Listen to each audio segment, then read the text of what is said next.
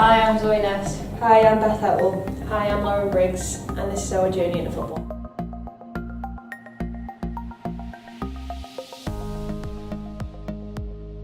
So can you just tell us how you got into football, what inspired you, and kind of what age you started? Briggsy, if you want to start. Yeah, so I started at the age of like 5. I was playing for a boys' team at the time. I was like doing other sports as well, but football was probably always going to be my main focus. Not that I knew at that age. I was kind of always around football, especially at school. Like I say, I started at a young age, and I suppose like the rest is history with these two. I first kind of got into football. I wouldn't say by watching anyone in particular, but it was kind of just always known to me that all my friends were kind of into it, so I gave it a go, and turns out like, I don't know, 10 to 15 years later, I'm not that bad at it now, so I would say that's what inspired me, just friends and socialising and just like team sport. I really wanted to get involved in it. And Beth, is it similar for you, or was it something? Yeah, I mean, I think originally, when I was like a toddler, I was really like hyper and active. I was a bit of a nightmare. So my mum and dad kind of took us to someone and they were like, you need to just burn energy with them. And so my dad just started doing like football with us when I was little. And then when I started school, obviously, that's all I did with all the boys, and we used to go to coaching. But like Briggsy, it's like similar, it's like the social side, and like your friends were doing it. But I think I just loved football from like day one, really. Like my dad always was into it, my older sister was, so it was always just around us, like from a family perspective as well. So yeah. And Zoe, what was it that got you into the sport? Similar again, like really an active kid, quite a sporty kid as well, so I would do other sports as well, like could have done tennis, but I didn't like the aspect of just playing solo or playing just with a doubles partner. I like the atmosphere of being in a team, and I know I can definitely say that like my friends were at football, so I know like obviously we travelled quite a lot and spent a lot of time together, so I'd definitely have said that the social side as well. And I definitely found more friends in the football circle than at school or any other sports. You mentioned socialising. Is that such a big part of women's football for all three of you, that you've made lifelong friends? If you look at the people you've known from kids that you're still friends with now? Yeah, like I definitely think, I suppose, obviously there's us three here now, there's a lot of other girls who used to play for Cestria and that now have like evolved into Durham.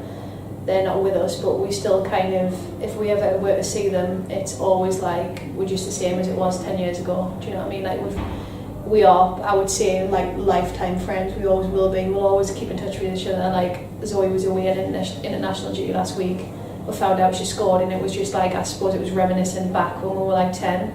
Now she's made it. Do you know what I mean? So we were all extremely proud. So I would say like, as we would be like lifetime friends, definitely.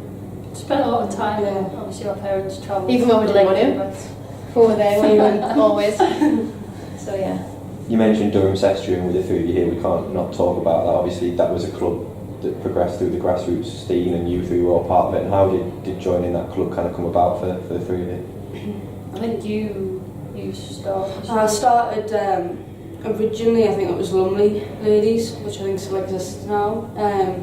And then I remember the first session that you came when we were like 10. Yeah, because I joined then after that. And then I like just with Cestria, wasn't it, after that? And then I think Briggsy was in. I joined Lumley when I was playing for Newcastle Centre of Excellence. We were allowed to do like a dual sign for a season.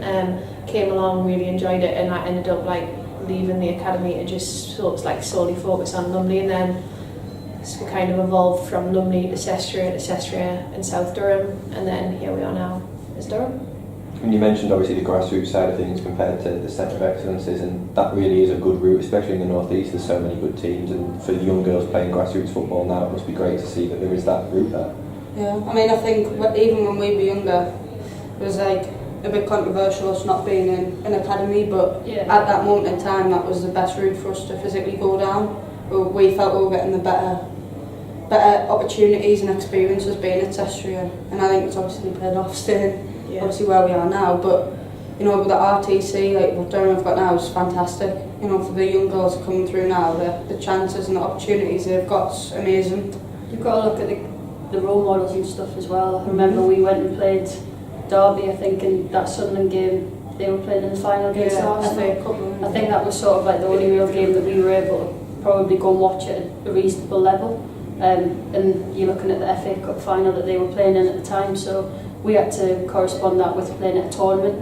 Whereas I think now, obviously, the grassroots teams is, well, in the North East there's two teams at two different levels, and I think that's across the country. There's grassroots teams, they can go and see different games and watch females play rather than just go and watch the men's game. So I think that's another appealing thing as well, that there is now more teams, female teams for grassroots clubs to go and watch.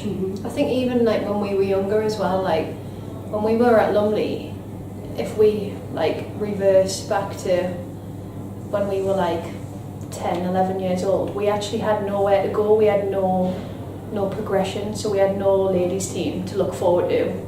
But now for the girls who are at Durham RTC or grassroots level, they know where they can end up if they progress. We would just kind of like rolling with it and ended up being like Fortunate. Yeah, like we were fortunate and we had such a good team. We gelled so well. We were like champions literally all over. We weren't just like a normal grassroots team because we would travel like ends of the country to compete in the best possible competitions. And then now looking back, we had nowhere to go, but we always knew that we would make it. And then like here we are now, and we can say that it totally did pay off. And like to all the support and all the work that went into it, like we're here. I think we're really fortunate, everyone. Like played, like the parents, how much like effort and money and dedication that they put in, obviously along with Lee. So I think we're really lucky, to be fair.